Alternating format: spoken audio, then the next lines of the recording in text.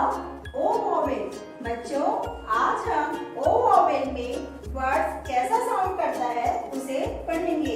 यहाँ ओ वोवेल से बने हुए कुछ वर्ड्स हैं जिन्हें हम पढ़ेंगे।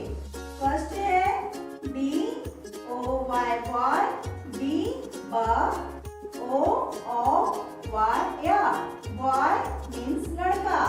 T O Y toy, T टा, ओ वाई या, टॉय मीन्स खिलौना।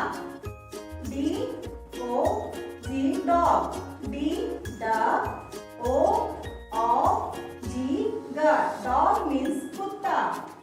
L O G log, L ला, ओ जी गा, लॉग मीन्स लकड़ी का टुकड़ा। Next C O T cot, C का, ओ टी टा, कॉट मीन्स खटिया। T O T pot, T पा, ओ टी टा, पॉट मीन्स बर्तन।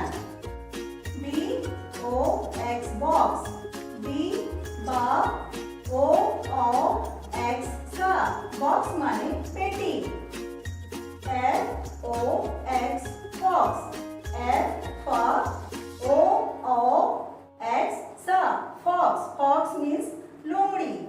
बच्चों, आज हमने ओ वॉवेल्स में वर्ड कैसा साउंड करता है सीखा। अब आप घर में इसकी प्रैक्टिस करेंगे। Thank you.